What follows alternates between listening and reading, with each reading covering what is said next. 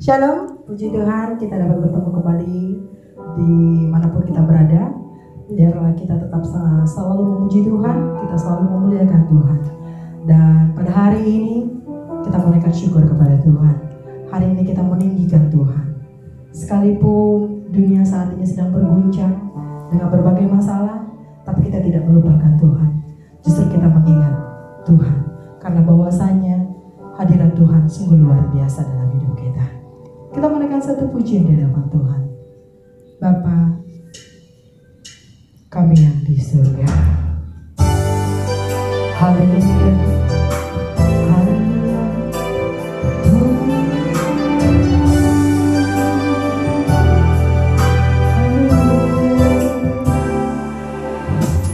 Bapa kami yang di surga, betapa Engkau mulia.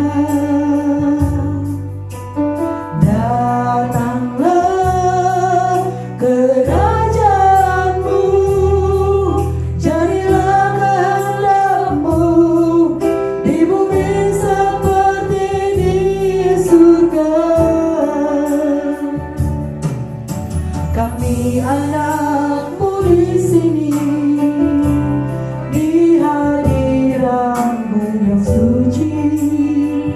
Diri-Mu kami hormati Tuhan, diri-Mu kami hormati di dalam ketulusan dengan segenap hati.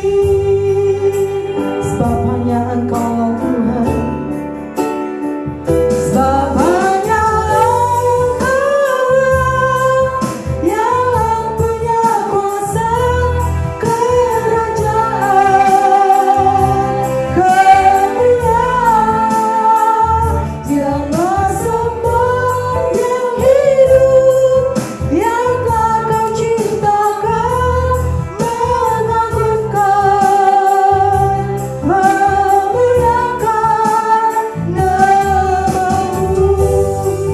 Dalam hadirat Tuhan, kita menaikkan pujian ini. Kita mau bersyukur kepada Tuhan. Bapa kami yang di surga. Jadikan ini doa kita di hadapan Tuhan. Biarlah pujian ini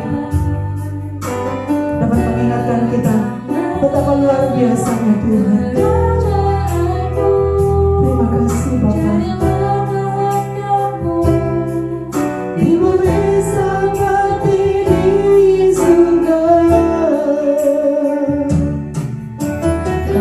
Anak-Mu di sini, di hadirat-Mu yang suci. Diri-Mu kami hormati di dalam ketulusan dengan segenap hati. Katakan sebab Engkau-lah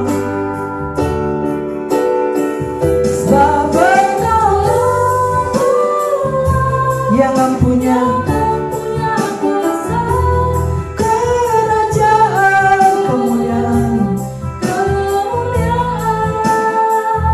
Biarlah semua yang hidup, yang telah Kau ciptakan, mengagungkan, memuliakan nama-Mu.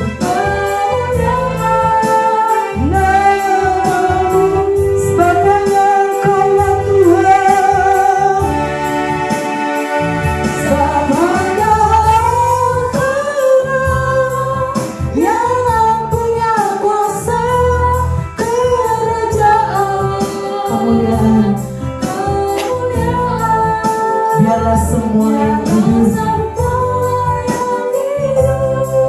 yang tak Kau ciptakan, mengagungkan, memuliakan nama-Mu. Sekali lagi kita mau katakan di hadapan Tuhan, sebab hanya Engkau-lah Tuhan. Kerajaan,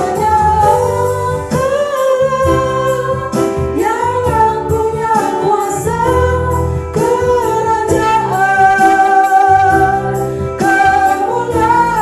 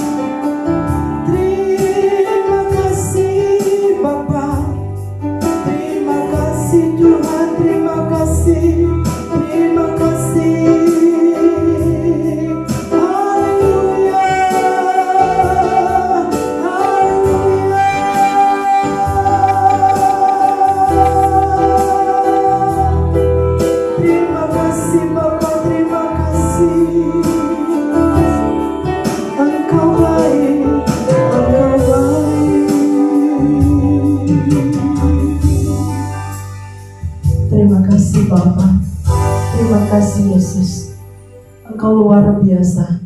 Engkau Bapa yang baik bagi kami. Terima kasih Tuhan, terima kasih. Perkenankan kami pada hari ini Tuhan, untuk kami tetap masuk dalam hadirat Tuhan, untuk tetap kami tinggal dalam hadirat Tuhan. Izinkan kami Tuhan untuk menikmati Engkau. Izinkan kami Tuhan untuk kami terus merasakan hadirat Tuhan. Izinkan kami terus dalam pengenalan akan Tuhan. Terima kasih Bapa. Terima kasih. Terima kasih. Terima kasih Bapa. Kami sungguh bersyukur Tuhan, kalau hari ini kami masih diberi kesempatan untuk memuji dan memuliakan Tuhan. Semua karena anugerah dan karya Tuhan yang luar biasa. Dan pada hari ini Tuhan, izinkan kami untuk tetap terus dalam hadirat Tuhan. Kami siap untuk memuji dan memuliakan Tuhan. Di dalam nama Tuhan Yesus Engkau berkarya atas kami Tuhan, hari ini dan sampai selama-lamanya. Terima kasih Yesus, terima kasih Roh Kudus, terima kasih Bapa yang baik. Dalam nama Tuhan Yesus, sama-sama kita katakan, amin. Haleluya. Kita mau tetap bersukacita dalam hadirat Tuhan. Kita mau terus memuji Tuhan. Karena hari ini kita percaya dan sampai selama-lamanya kita terus percaya bahwa Tuhan adalah satu-satunya Allah yang luar biasa. Karena ketika kita bersama dengan Dia, Dia memberikan sukacita yang luar biasa dalam hidup kita. Haleluya. Kita mendengar satu pujian di hadapan Tuhan bersama kita di sini. Haleluya. Oh. Haleluya. Semua bertepuk tangan untuk Tuhan, semua memuji Tuhan. Bersama kita di sini, satukan hati dan kasih untuk memuji. Masuk hadirat Tuhan. Tinggalkan keraguan, sembahlah Dia bersama. Bersama kita di sini, satukan hati dan kasih untuk memuji. Haleluya. Masuk hadirat Tuhan, tinggalkan keraguan, sembahlah Dia. Lupakan rasa cemasku, lupakan rasa cemas dan duka. Luaskan kuasa Tuhan bekerja. Haleluya. Dengan segenap hati, dengan segenap hati dan jiwa, puji Allah mulia. Bersama kita di sini, satukan hati dan kasih untuk memuji. Katakan masuk hadirat Tuhan. Haleluya. Tinggalkan keraguan, sembahlah Dia. Masuk hadirat Tuhan. Masuk hadirat Tuhan. Tinggalkan keraguan, sembahlah Dia. Masuk hadirat Tuhan. Masuk hadirat Tuhan. Tinggalkan keraguan, sembahlah Dia. Masuk hadirat Tuhan, tinggalkan keraguan, sembahlah Dia. Biarlah kita terus dalam hadirat Tuhan. Kita terus dalam hadirat Tuhan dan memuliakan Tuhan. Kita tetap memuji Tuhan hari ini karena kita percayalah pujian kita dapat menyenangkan hati Tuhan. Langit dan bumi, pujilah Tuhan. Haleluya. Semua kita tetap bertepuk tangan. Kita mau memuji Tuhan. Semua memuliakan Tuhan. Haleluya. Langit dan bumi, pujilah Tuhan. Sebab Dia ciptakan semuanya. Keagungannya mengatasi langit bumi. Sembah sujud di hadapannya.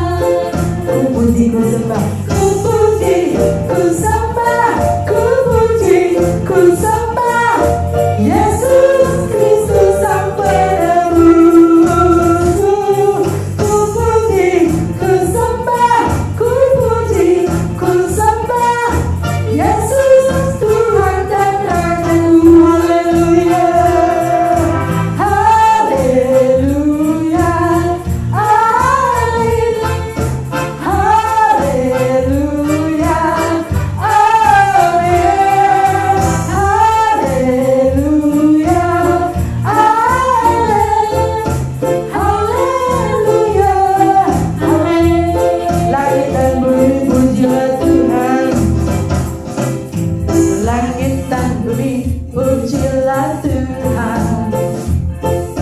Sebabnya ciptakan semuanya,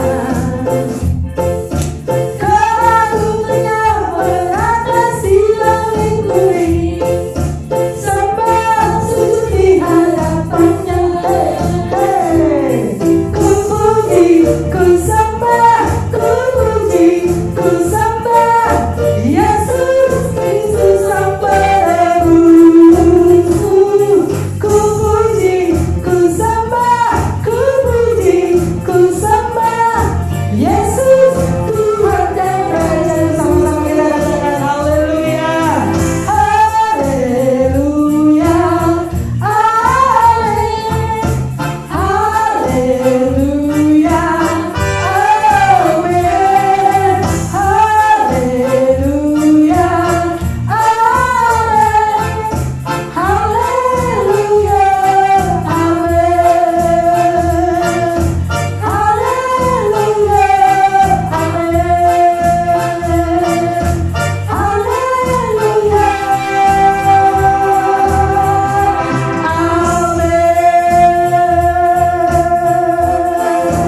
haleluya, haleluya, haleluya.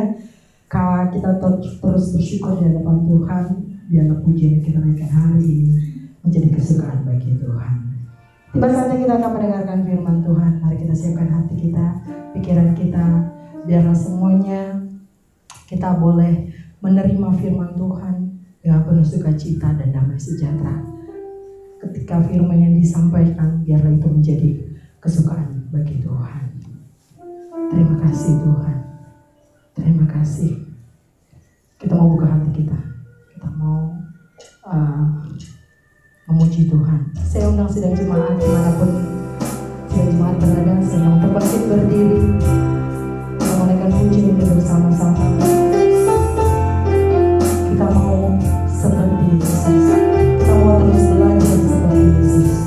Biarlah firman yang akan kita dengar pada hari ini menjadikan kita pribadi yang lebih baik di hadapan Tuhan. Bapakku mau indah di matamu, ku mau indah di matamu, dan mulia adalah pandanganmu. Disingkatnya hari hidup ini, ku rela batinku kau hiasi. Bapakku mau indah di matamu, Bapakku mau indah di matamu, dan mulia adalah pandanganmu. Disingkatnya hari hidup ini, ku rela batinku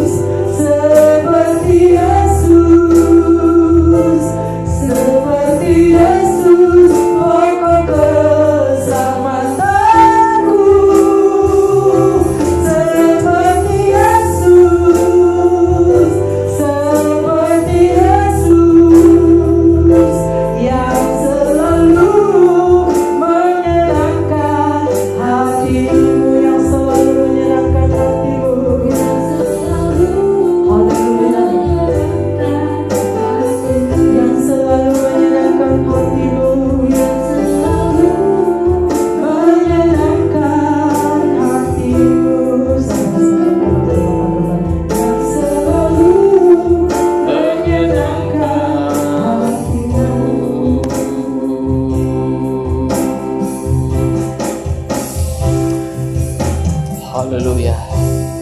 Bapa dalam surga, di dalam nama Tuhan Yesus Kristus, inilah Tuhan kerinduan kami, supaya kami diperbaharui, supaya kami diubahkan ya Tuhan, supaya hidup kami seperti Tuhan Yesus Kristus, seperti Yesus pokok keselamatan kami. Tuhan,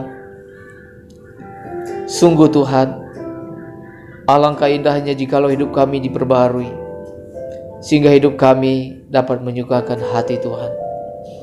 Tuhan, kiranya pada hari ini, ketika kebenaran firman Tuhan akan ditaburkan, kiranya kami semuanya Tuhan boleh memiliki hati yang lapar dan haus akan kebenaran firman Tuhan, dan berikan kami kerelaan untuk melakukan firman-Mu, sehingga sungguh-sungguh hidup kami boleh diperbaharui, hidup kami boleh diubahkan, hidup kami Tuhan boleh sungguh-sungguh semakin hari semakin indah.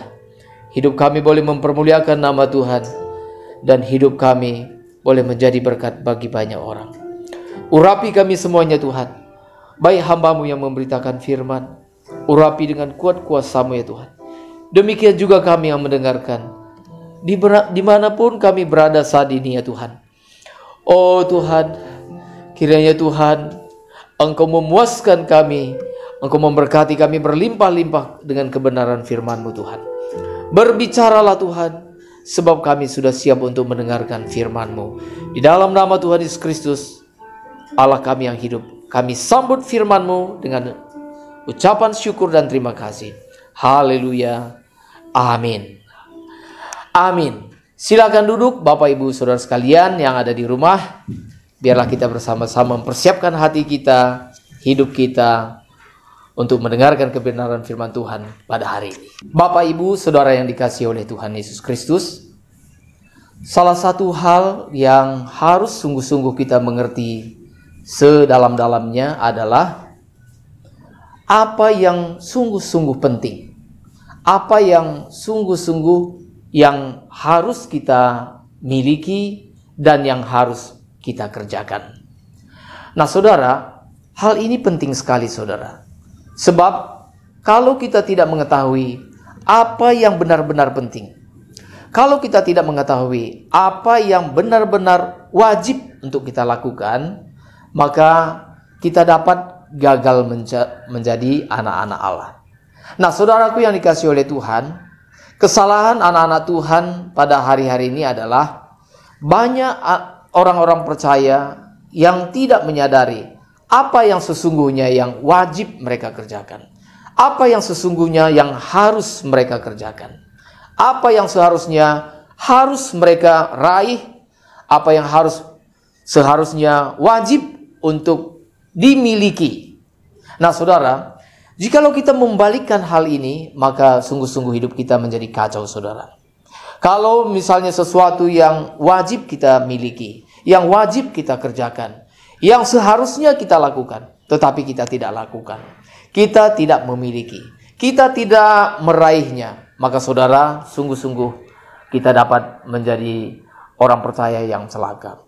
Atau saudara, sebenarnya sesuatu yang tidak wajib kita miliki, tidak wajib kita kerjakan, tidak wajib untuk kita raih, tetapi saudara, kita menghabiskan seluruh energi kita, menghabiskan seluruh hidup kita, tenaga kita, pikiran kita untuk meraih sesuatu yang sebenarnya tidak wajib, yang sebenarnya tidak harus kita raih.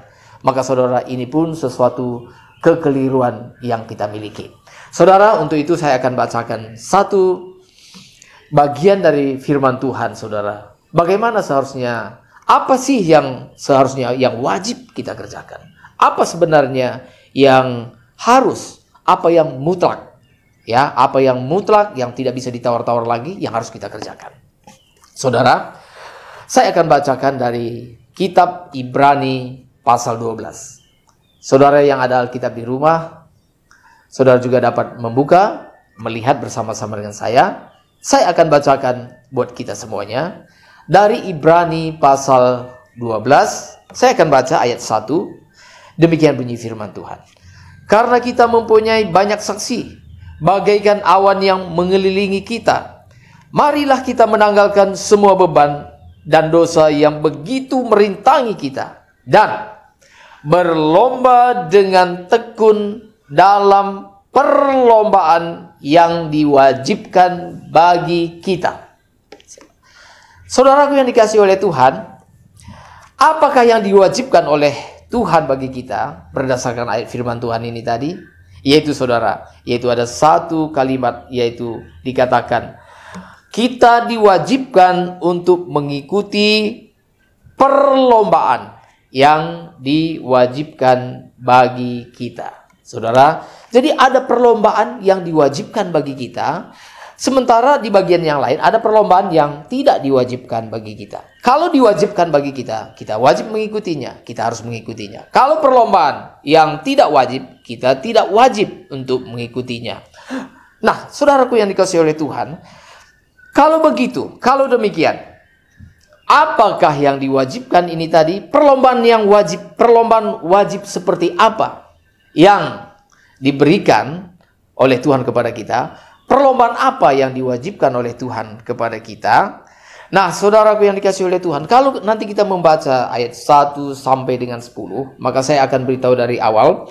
Maka sebenarnya perlombaan yang diwajibkan bagi kita ini tadi adalah, yaitu perubahan kodrat dalam hidup kita. Perubahan kodrat dalam hidup kita. Saudara, apa yang dimaksud dengan perubahan kodrat ini?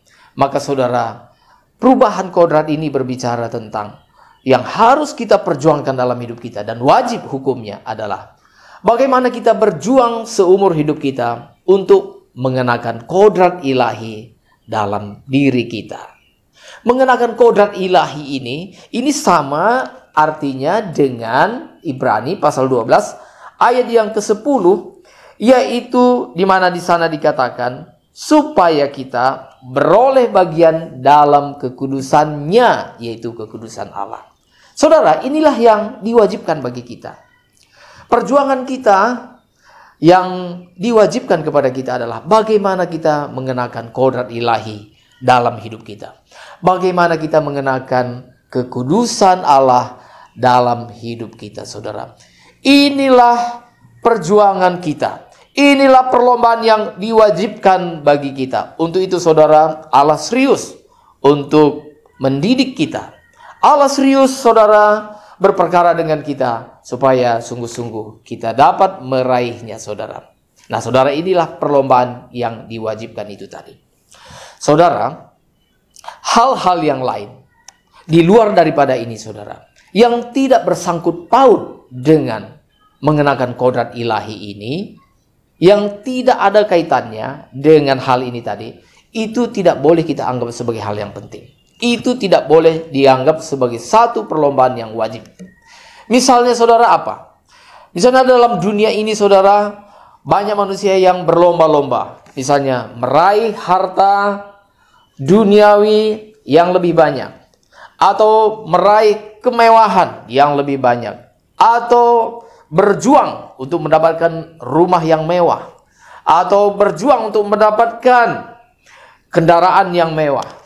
Nah, saudara, maka dalam hidup ini, saudara, yang umumnya wajar dianggap oleh manusia, yaitu bagaimana seseorang berjuang untuk mendapatkan jodoh, bagaimana seseorang berjuang untuk memperoleh keturunan, bagaimana seseorang berjuang untuk memperoleh harta yang lebih banyak, bagaimana seorang berjuang untuk mendapatkan rumah, tempat tinggal yang lebih layak, yang lebih baik, bagaimana seseorang berjuang untuk meraih kedudukan yang lebih tinggi, dan sebagainya, dan sebagainya. Ini adalah sesuatu yang dianggap wajar oleh dunia. Ini dianggap sebagai sesuatu yang sudah sewajarnya oleh dunia. Tetapi, saudara, kita mempunyai satu tugas yang lain, saudara. Saya tidak mengatakan bahwa hal-hal ini tadi bisa berbenturan dengan mengenakan kodrat ilahi. Nah, saudara, saya tidak mengatakan demikian.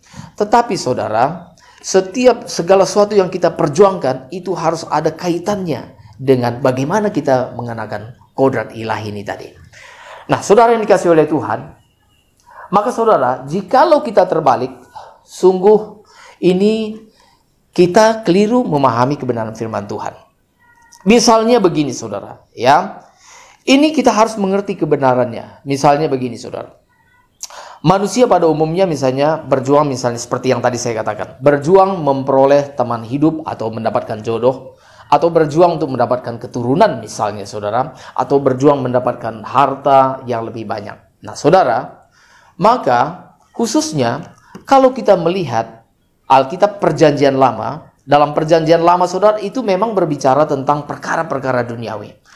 Orang Israel dalam Perjanjian Lama itu lebih banyak berbicara tentang hal-hal yang bersifat materi atau duniawi. Misalnya begini, Tuhan Allah berkata kepada orang Israel, kalau misalnya orang Israel hidupnya benar, hidupnya mematuhi hukum Taurat, hidupnya mematuhi hukum yang sudah diberlakukan, maka inilah janji Tuhan. Ya, misalnya diberikan teman hidup, diberikan keturunan, demikian juga diberikan harta yang berlimpah-limpah, dan mereka memiliki kedudukan yang tinggi. Nah saudara, ini janji Tuhan. Nah, tetapi saudara, saya ingin mengatakan kepada saudara bahwa ini adalah model kehidupan umat Perjanjian Lama.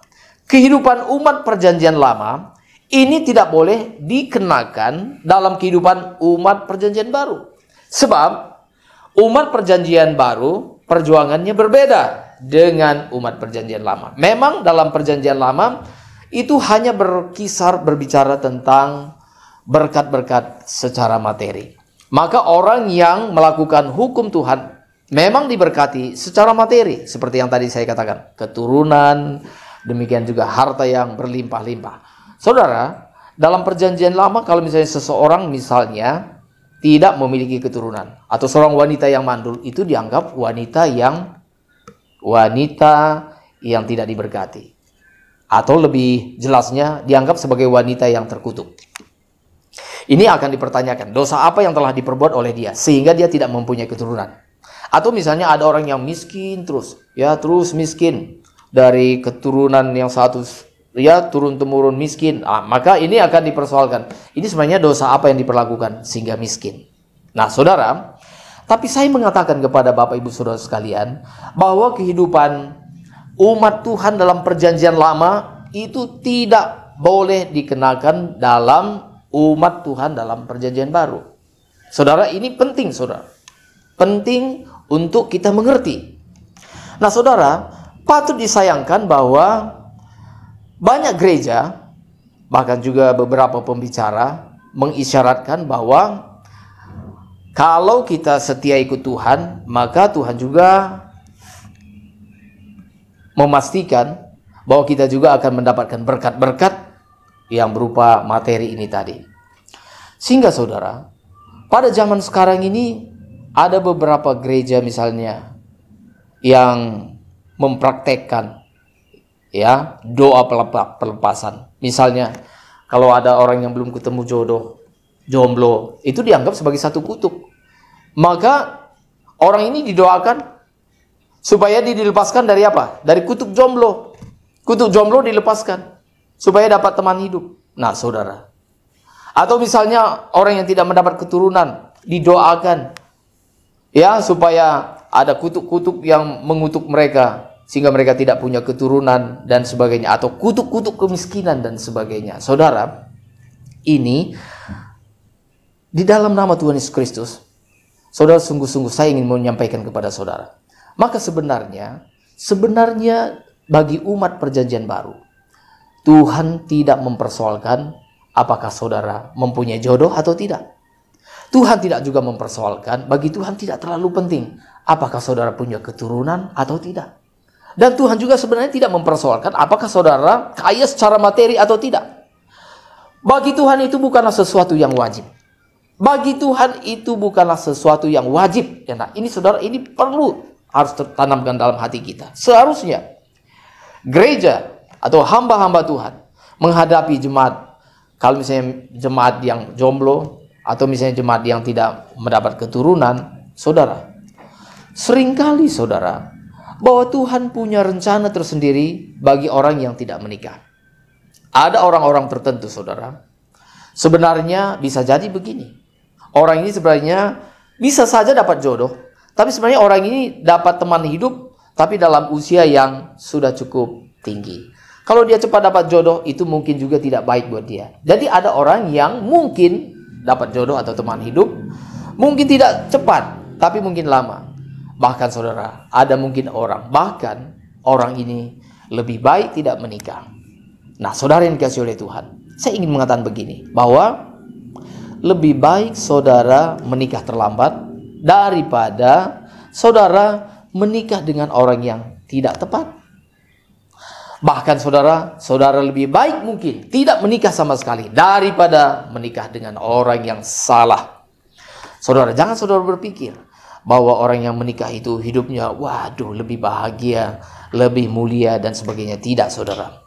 Di hadapan Tuhan tidak persoalan saudara menikah atau tidak menikah.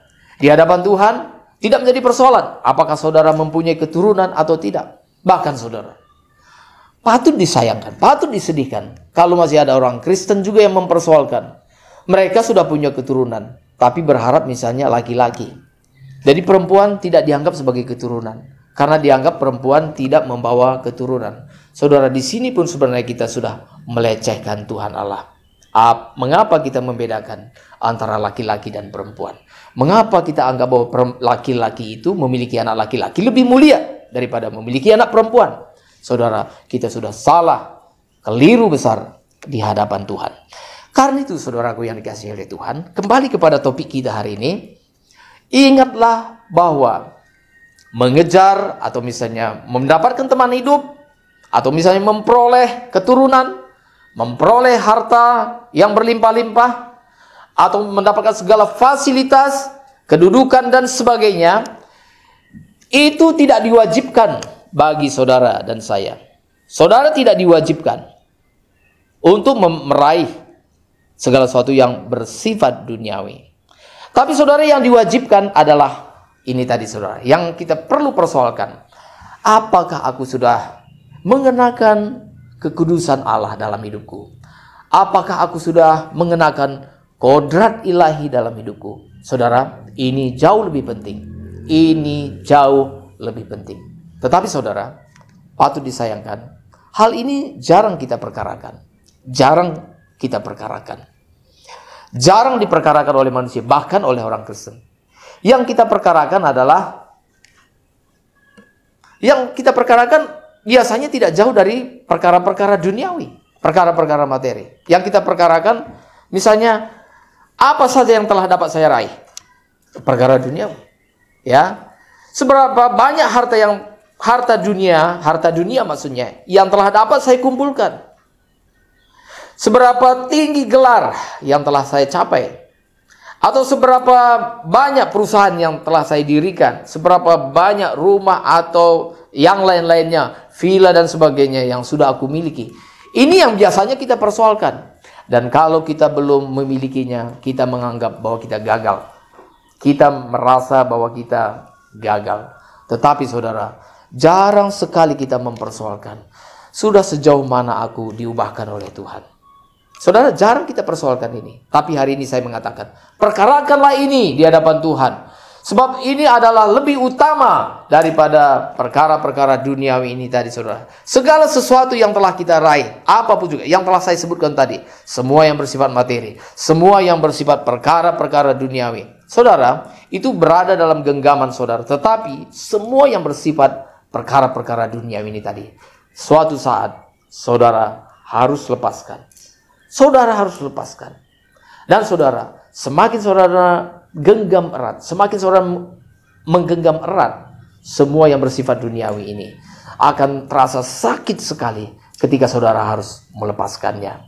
Nah saudara, sebenarnya apa yang saya bahas ini sebenarnya ada kaitannya atau sebenarnya sejajar dengan hal mengumpulkan harta, yaitu di bumi dan di surga, yang tertulis sebenarnya di dalam Matius pasal 6 ayat 19 sampai dengan 21, di mana Tuhan Yesus berkata di sana bahwa janganlah kumpulkan bagimu harta di bumi, karena di bumi ngengat dan karat merusakkannya, dan pencuri dapat membongkar dan mencurinya. Nah saudara, bukankah juga kita mengetahui bahwa harta di dunia ini, saudara, jikalau kita memiliki harta satu-satunya hanya di dunia ini saja, betapa malangnya nasib kita, saudara. Jikalau harta kita hanya harta yang bersifat materi saja, betapa malangnya hidup saudara. Maka semakin bertambah harta saudara, maka sebenarnya saudara merasa kurang berbahagia. Ya, banyak orang hartanya semakin bertambah, tapi tidurnya semakin berkurang. Tidur kurang nyenyak. So ini satu hal yang ironis. Dulu kalau misalnya belum punya mobil, maka tidurnya bisa nyenyak. Lalu misalnya karena berjuang, berdoa, ya anggaplah itu sebagai berkat Tuhan. Lalu Tuhan memberkati dengan sebuah mobil yang bagus. Lalu begitu menerima mobil yang baru, yang bagus, tidurnya sudah mulai kurang nyenyak, saudara. Ini aneh, tidurnya sudah mulai kurang nyenyak. Ya, tengah malam bangun, melihat apakah mobil masih ada di garasi atau tidak, gitu ya. Kadang-kadang orang ini sebentar-sebentar bangun, kadang-kadang ngigau, ya. Mengapa? Karena hatinya tertuju ke mobilnya, saudara. Benar sekali kata firman Tuhan, bahwa di mana hartamu berada, di situ jugalah hatimu berada. Selanjutnya Tuhan Yesus berkata, kumpulkanlah bagimu harta di sorga, karena di sorga ngengat dan karat tidak dapat merusakkannya, dan pencuri tidak dapat membongkar dan mencurinya. Saudara ingatlah hal ini, saudara, bahwa di sorga ngengat dan karat tidak ada, pencuri juga tidak ada, perampok tidak ada, sebab pencuri dan perampok tidak dapat masuk ke dalam kerajaan sorga. Karena itu saudara, harta kita aman di sorga, karena tidak ada perampok, karena tidak ada pencuri, tidak ada ngengat dan karat. Nah saudara yang dikasihi oleh Tuhan, maka harta kita yang kita taruh di sorga ini sama artinya, sejajar dengan pengertian yang kita bahas tadi, yaitu bahwa kita harus mengikuti perlombaan yang diwajibkan. Perlombaan yang diwajibkan itu adalah mengenakan kodrat ilahi. Artinya saudara, semakin kita mengenakan kodrat ilahi, semakin kita mengenakan kekudusan Allah. Atau dengan kata lain, semakin kita hidup suci, semakin kita hidup kudus di hadapan Tuhan, maka sesungguhnya itulah saatnya kita sedang mengumpulkan harta kita di sorga. Saudara yang dikasihi oleh Tuhan, maka mengumpulkan harta di sorga ini sebenarnya sejajar pengertiannya dengan perubahan hidup kita. Semakin hidup kita berubah, semakin hidup kita kudus di hadapan Tuhan, semakin kita suci, semakin kita mengenakan kodrat ilahi, karakter ilahi, sifat ilahi, maka sesungguhnya kita sedang menyimpan harta kita di sorga. Nah, saudaraku yang dikasihi oleh Tuhan, kemudian firman Tuhan mengatakan bahwa ketika kita melakukan perlombaan yang diwajibkan ini tadi, yaitu bagaimana kita berjuang untuk semakin hari semakin suci, bagaimana kita berjuang untuk semakin hari semakin dapat mengenakan kodrat ilahi, maka firman Tuhan mengatakan dalam Ibrani pasal 12 ayat yang kedua, marilah kita melakukannya dengan mata yang tertuju kepada Yesus. Artinya saudara, bahwa ketika kita melakukan perlombaan iman ini tadi, kita melakukan dengan mata yang tertuju kepada Yesus. Artinya Yesus Kristus adalah teladan. Yesus Kristus telah melakukan hal ini dengan sempurna. Karena itu saudara, sungguh Tuhan Yesuslah yang dapat menjadi teladan kita bagaimana kita mengikuti perlombaan yang diwajibkan ini tadi. Saudara yang dikasihi oleh Tuhan, Tuhan Yesus Kristus sungguh-sungguh telah menunjukkan bagaimana dia patuh, bagaimana dia taat secara sempurna kepada Bapa di sorga. Dia menyelesaikan perlombaan yang diwajibkan kepada dia, saudara.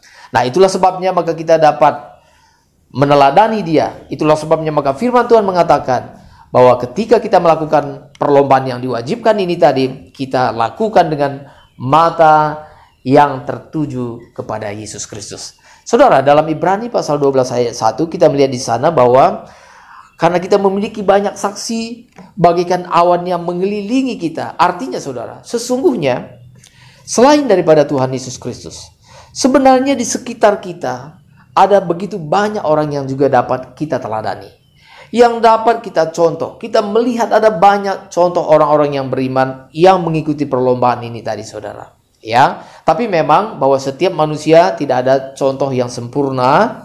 Ya, maka contoh satu-satunya yang sempurna adalah Tuhan Yesus Kristus. Maka dikatakan kita harus melakukannya dengan mata yang tertuju kepada Tuhan Yesus Kristus. Saudara, kita patut bersyukur bahwa kalau kita dapat dikelilingi oleh orang-orang yang beriman, itu satu kekayaan yang luar biasa. Mungkin di rumah saudara, mungkin orang tua saudara adalah orang yang beriman, atau mungkin paman saudara, atau mungkin tante saudara, atau mungkin ya oma, opa, opung, ya mungkin ada orang-orang dalam keluarga saudara yang dapat saudara teladani hidup mereka. Itu luar biasa. Tetapi saya mengatakan bahwa bagaimanapun hebatnya manusia memang tetap terbatas. Maka teladan kita satu-satunya, teladan kita yang sempurna adalah Tuhan Yesus Kristus. Nah, saudara yang dikasihi oleh Tuhan, itulah sebabnya maka Tuhan Yesus mengatakan, marilah kita melakukannya dengan mata yang tertuju kepada Yesus yang memimpin kita dalam iman dan yang membawa iman kita itu kepada kesempurnaan. Karena itu saudara, maka inilah perjuangan kita yang diwajibkan kepada kita, yaitu bagaimana kita menyempurnakan iman kita. Iman ini bukan hanya berbicara tentang pengertian akal kita saja, tetapi saudara, bagaimana kita mengenal Tuhan lebih dalam dan kita mengikuti Dia. Seperti Abraham yang mengikuti Tuhan dengan taat. Nah saudara, sungguh-sungguh iman kita akan disempurnakan. Maka yang memimpin kita dalam iman, yang menyempurnakan iman kita, yang memimpin kita dalam iman adalah Tuhan Yesus Kristus. Karena itu, saudaraku yang dikasihi oleh Tuhan, maka sungguh Tuhan Yesus dapat menjadi teladan yang sempurna bagi kita. Makanya firman Tuhan mengatakan dalam ayat 3, ingatlah selalu akan Dia yang tekun menanggung bantahan yang sehebat itu terhadap dirinya dari pihak orang-orang berdosa, supaya jangan kamu menjadi lemah dan putus asa. Bagaimana Tuhan Yesus telah memenangkan perlombaan, maka saudara ini menjadi contoh bagi kita. Maka dikatakan jangan putus asa saudara. Kita harus menyelesaikan perlombaan iman kita. Maka dikatakan dalam pergumulan kamu, ayat 4, dalam pergumulan kamu melawan dosa, kamu belum sampai mencucurkan darah. Saudara, ingatlah ini saudara, sehebat-hebatnya perjuangan kita, sehebat-hebatnya pergumulan kita, kita belum sampai mengalirkan darah. Kita belum sampai mencucurkan darah. Ingat saudara hal ini. Tuhan Yesus sudah mencucurkan darahnya, mencurahkan darahnya bagi kita. Dalam perjuangannya melawan dosa, Dia telah mencucurkan darah. Tapi kita belum sampai mencucurkan darah. Karena itu saudara, kita tidak boleh mengeluh bahwa sehebat apapun pergumulan kita, kita belum sampai mencucurkan darah. Nah saudara, ayat 5 saudara berkata, dan sudah lupakah kamu akan nasihat yang berbicara kepada kamu seperti kepada anak-anak? Hai anakku, janganlah anggap enteng didikan Tuhan, dan janganlah putus asa apabila engkau diperingatinya. Kalau kita anak Tuhan, memang maka kita akan dididik oleh Tuhan dan kita diperingati oleh Tuhan sebab kita anaknya. Maka Tuhan berurusan dengan kita. Jika saudara bukan anak Allah, maka Tuhan tidak berurusan dengan saudara. Maka ayat 6 berkata, karena Tuhan menghajar orang yang dikasihinya dan Dia menyesah orang yang diakuinya sebagai anak. Saudara ingat satu prinsip ini saudara. Sungguh satu kehormatan kalau saudara dapat menjadi anak Allah, yaitu dengan beriman kepada Kristus. Tetapi saudara, kalau kita menjadi anak Allah, itu berarti bahwa Allah berurusan dengan kita. Maka Allah saudara, Dia peduli dengan kita. Maka Allah, Dia mau supaya kita terus bertumbuh menjadi pribadi yang diharapkan oleh Tuhan Allah, yaitu supaya kita sempurna sama seperti Bapa di surga sempurna. Dan model manusia yang sempurna adalah Tuhan Yesus Kristus. Saudara, satu hal yang harus kita ingat, bahwa kalau kita sempurna seperti Bapa di surga, bukan berarti bahwa kesempurnaan kita itu setara dengan kesempurnaan Bapa. Maksudnya bukan begitu saudara. Maksudnya adalah bahwa Bapa di surga sempurna, kita juga sempurna. Sebagaimana Bapa sempurna, kita juga harus sempurna. Tentunya sempurnanya kita ini berbeda dengan sempurnanya Bapa di surga. Masing-masing ada bagiannya saudara. Maka kita harus sempurna seturut dengan bagian kita saudara. Nah, maka dikatakan, maka Tuhan menghajar orang yang dikasihinya. Saudara mau dikasihi Tuhan? Saudara, maka ingatlah salah satu ciri orang yang dikasihi oleh Tuhan. Tuhan menghajar, bukan hanya mengajar, tapi ada hanya menghajar. Menghajar orang yang dikasihinya, dan dia menyesah orang yang diakuinya sebagai anak. Saudara, mengapa Tuhan mengajar kita, saudara? Saudara, hajaran Tuhan ini seperti apa ya? Ini saudara, banyak cara Tuhan untuk mengajar kita. Misalnya gini saudara, banyak orang yang hidup semaunya saja. Sepertinya Tuhan diam. Sepertinya Tuhan senyap. Itu yang sering disampaikan oleh Bapak rohani kita, Bapak Pendeta Erastus Sabdono. Sepertinya Tuhan senyap. Banyak orang yang berbuat dosa, sepertinya Tuhan juga diam. Jadi nggak jadi masalah berbuat dosa. Saudara ingat, kalau saudara berbuat dosa dan sepertinya Tuhan diam, saudara harusnya bertanya dalam hati saudara, benarkah saudara telah menjadi anak Allah? Benarkah saudara telah menjadi anak Allah? Maka saudara, kalau kita hidup dalam dosa, maka Tuhan menegur kita. Ini bisa berupa apa? Bisa saja dalam berupa penyakit, bisa saja berupa kecelakaan yang Tuhan izinkan, atau hal-hal yang membuat kita saudara jadi resah, gelisah dan sebagainya. Nah, bisa saja hajaran Tuhan seperti itu. Saya tidak tahu bagaimana kondisi saudara saat ini. Maka dikatakan, selanjutnya, jika kamu harus menanggung ganjaran, Allah memperlakukan kamu seperti anak. Di manakah anak yang tidak dihajar oleh ayahnya? Maka ayah, bapak atau ayah yang mencintai anaknya, kalau anaknya salah pasti dihajar oleh dia. Itu ayah yang benar. Itu ayah yang mencintai anaknya. Tetapi kalau bukan anaknya, maka anak itu tadi berbuat salah, dibiarkan saja. Nah saudara, kalau saudara sedang merasakan hajaran Tuhan, saudara mungkin sedang merasakan pukulan Tuhan, saudara ingatlah, saudara adalah anak Allah. Saudara sedang dihajar oleh Allah untuk kebaikan saudara, untuk kebaikan saudara sendiri. Tetapi jikalau kamu bebas dari ganjaran, ayat 8, yang harus diderita setiap orang, maka kamu bukanlah anak, tetapi anak-anak gampang. Kalau misalnya berbuat salah, tapi bebas, tidak dapat pukulan, tidak dapat didikan, tidak dapat hajaran dari Tuhan, maka saudara bukanlah anak Allah. Tapi dikatakan di sini, anak-anak gampang, atau bahasa lainnya, anak haram. Saudara itu bukan anak yang sah. Tapi kalau saudara anak sah, maka saudara berbuat sesuatu yang melanggar firman Tuhan, maka saudara dihajar oleh Allah, dihajar oleh Bapa kita di surga. Selanjutnya ayat 9. Selanjutnya dari ayah kita yang sebenarnya kita beroleh ganjaran dan mereka kita hormati. Kalau demikian, bukankah kita harus lebih taat kepada Bapa segala roh supaya kita boleh hidup? Ayat 10 saudara, ayat 10 ya, ini ayat yang terakhir. Sebab mereka mendidik kita, maksudnya ayah kita di dunia ini mendidik kita dalam waktu yang pendek sesuai dengan apa yang mereka anggap baik. Tetapi Dia, yaitu Allah, menghajar kita untuk kebaikan kita. Supaya kita apa? Supaya kita beroleh bagian dalam kekudusannya. Karena itu saudara yang dikasihi oleh Tuhan, inilah perjuangan kita. Jadi saudara, Allah peduli dengan mengambil bagian dalam kekudusan ini tadi. Itulah sebabnya Allah menghajar kita supaya kita mengambil bagian dalam kekudusan Allah. Nah saudara, inilah perjuangan kita. Inilah perlombaan yang diwajibkan kepada kita. Maka saudara, kalau kita sudah dihajar oleh Allah, dan kalau kita mengenakan kodrat ilahi, kalau kita mengenakan kekudusan Allah, maka saudara, pada saatnya sama seperti Kristus yang telah dipermuliakan, ya, maka suatu hari kelak juga ketika hari Tuhan, maka kita juga dipermuliakan bersama-sama dengan Tuhan Yesus Kristus.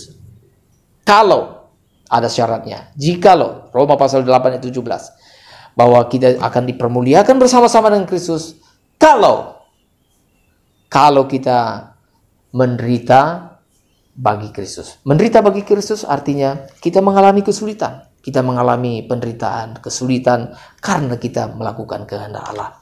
Saudara yang dikasihi oleh Tuhan, betapa mulianya tujuan Allah dalam hidup kita. Karena itu yang harus kita persoalkan hari ini adalah Sudahkah aku mengikuti perlombaan yang diwajibkan kepadaku? Itu yang pertama. Saudara, kalau belum mengikuti perlombaan, saudara masuk dalam arena perlombaan ini tadi. Sebab ini perlombaan yang diwajibkan bagi kita. Yang kedua, kalau saudara tengah berlomba saat ini, saudara, masihkah saudara mengikuti perlombaan ini? Saudara, kalau saudara sudah keluar dari arena, kembalilah kepada arena. Mari kita sama-sama mengikuti perlombaan ini tadi. Dan saudara yang dikasihi oleh Tuhan, ada mahkota, ada upah bagi orang yang sungguh-sungguh setia mengikut Tuhan. Saudara, itulah perlombaan yang diwajibkan bagi kita. Kiranya kebenaran firman Tuhan ini boleh menjadi berkat bagi kita semuanya. Dimanapun Bapak Ibu berada saat ini, Tuhan Yesus memberkati kita. Amin. Sebelum kita berdoa, saya mempersilakan pemusik datang. Ya, Agung. Mari kita berdoa. Bapa dalam surga, Tuhan, kami sungguh mengucap syukur kalau kami masih diberi kesempatan untuk mendengarkan firman-Mu. Lewat kebenaran firman-Mu hari ini, kami diingatkan bahwa ada perlombaan yang diwajibkan bagi kami, yaitu perlombaan untuk mengenakan kodrat ilahi atau mengenakan kekudusan Allah dalam hidup kami. Itu berarti bahwa kami harus berjuang, berlomba untuk semakin hari semakin disempurnakan, disucikan, dikuduskan, sehingga kami semakin sempurna seperti Bapa di surga. Tuhan, berikan kami kerelaan untuk mengikuti perlombaan ini. Berikan kami kekuatan untuk mengikuti perlombaan ini, Tuhan. Dan berikan kami kemampuan untuk suatu hari kelak dapat menyelesaikan perlombaan ini dengan tuntas, dengan sempurna, ya Bapa. Terima kasih ya Tuhan. Ampuni kami Tuhan, kalau selama ini kami sibuk untuk mengikuti perlombaan yang tidak diwajibkan bagi kami. Tapi sekarang Tuhan, segala sesuatu yang tidak berkenaan dengan dalam mengenakan kodrat ilahi ini, kiranya Tuhan kami tidak wajib untuk melakukan. Tetapi Tuhan, kami juga percaya bahwa Tuhan juga akan menyediakan berkat-berkat bagi kami, supaya kami semakin menjadi serupa dengan Tuhan, supaya kami semakin efektif bagi Tuhan, supaya kami dapat menjadi berkat bagi lebih banyak orang. Terima kasih Tuhan. Kami percaya bahwa Tuhan juga akan memberkati kami dengan berkat-berkat jasmani, berkat-berkat materi, berkat kesehatan. Demikian juga Tuhan, dalam perjuangan kami di dunia ini, Tuhan juga pasti akan memberkati kami. Terima kasih Tuhan. Inilah doa kami. Kami berdoa dalam nama Tuhan Yesus Kristus Allah kami yang hidup. Amin. Amin. Saya serahkan kembali kepada pemimpin pujian dan singers. Kami persilakan.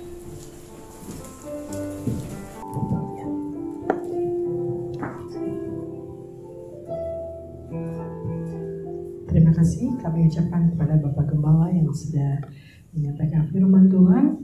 Biarlah firman Tuhan yang disampaikan pada hari ini boleh menjadi kekuatan yang baru bagi hidup kita, dan kita semakin terus dididik oleh karena firman Tuhan. Amin. Pengumuman pada hari ini adalah kepada sidang jemaat Tuhan yang ingin memberikan persembahan, memberikan ucapan syukur, ataupun ingin memberikan perpuluhan, Bapak Ibu, saudara sekalian, jemaat Tuhan GSKI Berea di tempat ini boleh memberikannya atau boleh mentransfer dengan rekening di bawah ini. Ya, sekali lagi bagi Bapak Ibu, saudara sekalian, jemaat GSKI Berea yang ingin memberikan persembahan, ucapan syukur ataupun perpuluhan, Bapak Ibu sekalian boleh menyerahkannya atau mentransfer dengan rekening di bawah ini. Oke, Tuhan Yesus memberkati Bapak Ibu saudara sekalian. Tiba saatnya kita akan mengakhiri ibadah kita pada hari ini. Saya undang sidang jemaat Tuhan yang berada di rumah, saya undang untuk bangkit berdiri. Kita akan mengakhiri ibadah kita pada hari ini. Kita menaikkan satu pujian di depan Tuhan. Hormat bagi Allah.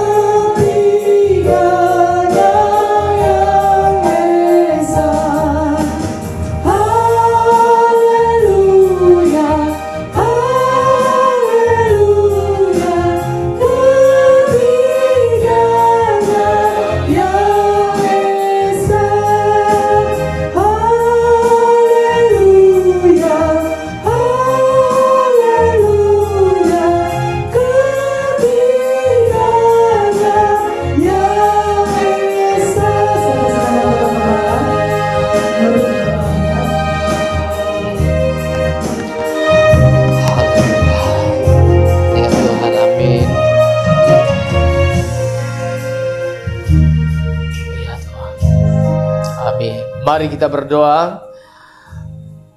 Bapa dalam surga, di akhir daripada ibadah ini, kami datang kembali kepada Tuhan. Kami mengucap syukur atas berkat Tuhan, pemeliharaan Tuhan, sehingga kami boleh mengikuti ibadah ini, sekalipun bukan secara tatap muka langsung Tuhan, tetapi kami boleh merasakan kehadiran Tuhan di tempat kami masing-masing. Sekalipun kami berada di tempat yang berbeda, tetapi kami menghadap di hadapan Tuhan, di hadirat Tuhan. Sungguh kami berada di hadirat yang sama Tuhan. Terima kasih ya Tuhan.